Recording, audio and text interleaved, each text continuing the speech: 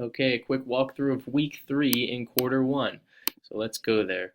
Materials quarter 1, unit 1, and week 3. First thing we want to do is check out our weekly objectives. At the end of this week, you will know the definition of a function. You will know how to use that definition to determine whether a given graph or table is a function or not.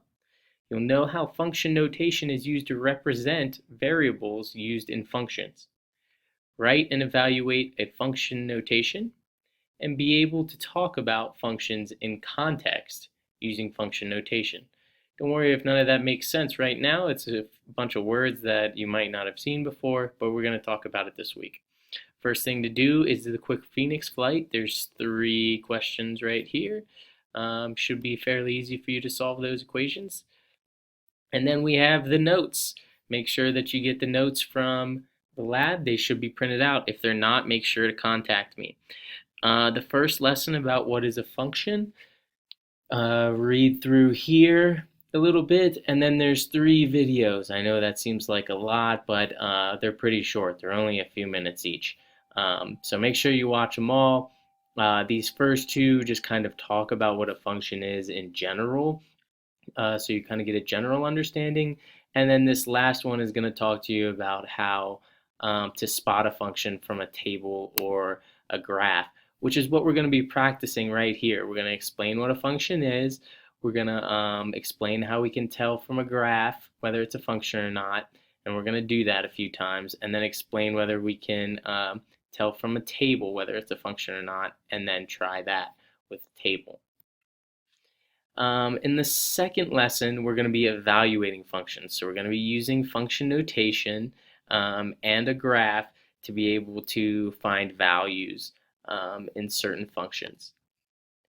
And then practice that. Here they are. Here's these g of x, g of -3, and then there's some tables and a graph where you're going to be able to practice evaluating that.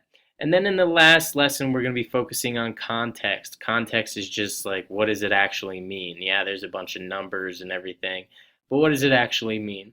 Here's the important video. There's 2 videos here. This one's mine. You'll notice it's kind of cut out of a different one that I used. But this is from Miss Elliott, who had this class before me. So her video is still there in case you want extra. I just didn't delete it. And then in the last one, we're going to have the last practice. There are some things where you're going to have to evaluate things in context, explain them in context. This second question I wanted to explain. Well, that was weird. This second question I wanted to explain because it says explain what the function notation representation of the first part of the previous question means in the context of the situation. So I've got it in parentheses here. It says h of 10 equals blank. That's what it's talking about. When it says the function notation representation from the first part of the previous question. It's the first part of the previous question. It's asking you what this means in context. So in this situation, what does this mean? So same thing, when it says the second part of the question, h of x equals 14, that's talking about this. So relate those 2 things. What does that mean? Okay, and that should be the week. There's 2 more questions here, pretty self-explanatory. Let me know if you have any questions, and good luck with the week.